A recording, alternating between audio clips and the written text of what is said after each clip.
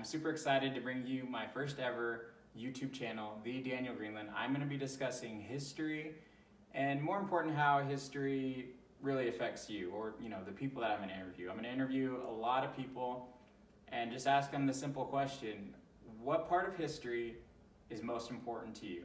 And I hope you enjoy. I'm going to have some interviews in that manner, and then I'm also going to give you an overview of history that you may have never known about. So in this episode, I talked to a lot of different people, but the one person that stood out to me was a guy named Val. You'll see in some of the video or all the video, that he didn't want to be filmed, and so he was a little bit concerned about privacy, but he said I could use his name, and he said I could use the audio as well. But when I first started talking to him, he told me a story about his parents who were actually at Pearl Harbor and they survived. He said his mom always told him about bullets flying over her head, and just a kind of a crazy story of how they survived. And I was going to kind of run with that. And then he told me about his service in the military. He was in Vietnam, and he said he was a cave dweller. And I'd never heard that term. And I did a little bit of studying, and the actual more common term in this specific mission in Vietnam was tunnel rats.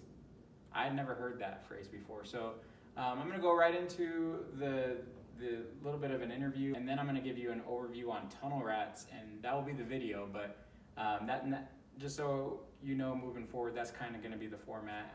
But here's the interview. Also, as far as my life, I was in Vietnam, so I was a cave dweller. A cave dweller. I was only 130 pounds. I was probably 5'7". So I was one of the smallest guys in my battalion. I was in the Marine Corps. I retired out of the Marine Corps. And used to go down in caves. Three of us used to go down in caves and looking for any intelligence from the Vietnamese. Wow.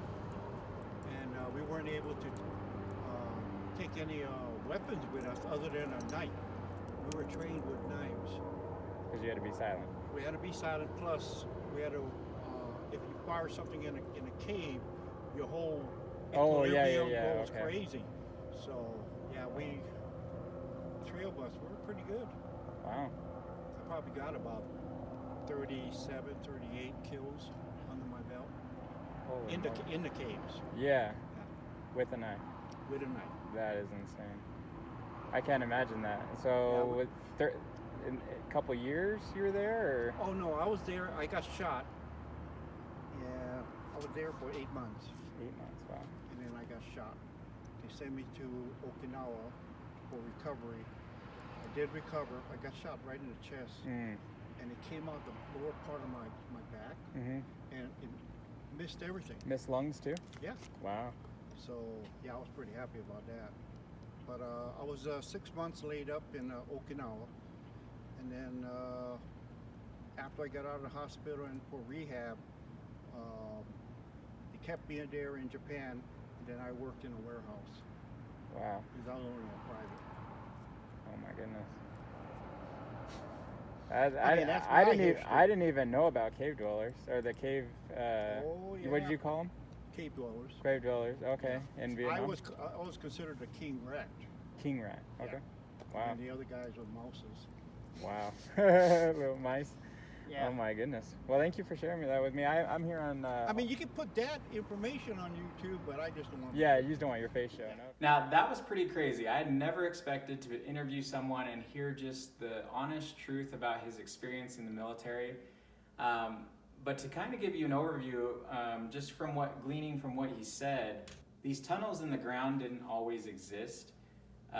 Just in Vietnam. They were in the Korean War. They were even in parts of World War II in Japan. But especially in Vietnam, they had hospitals, they had bunkers, they had a whole network underneath the ground, and they could be there months at a time. The real interesting part is that it wasn't only the United States military that would go into these holes and try to fight the Viet Cong and others in that war. It was the South Vietnamese, it was people from New Zealand, Australia that had efforts into the war, but you had to fit a certain bill. To my knowledge and what I researched, it was pretty voluntary, but you had to fit, you had to be below 5'7". You heard Val mention that he was kind of scrawny. You had to be a little bit skinnier because you're going to be compact in these tunnels. And you heard Val say that he liked the knife. Obviously, from my research, I was able to surmise that they did take pistols down there, but a 45 caliber or higher, it was pretty deafening in there. It's definitely something you couldn't even really carry around. You needed to be a little bit more agile. On top of that, I just find it amazing, like how dangerous this really was. Not only did you have the enemy in the tunnels, you had serpents, you had different animals, you had booby traps, explosives, and these tunnel rats who went down in there, they knew that this was a very dangerous job and that they probably were not going to survive.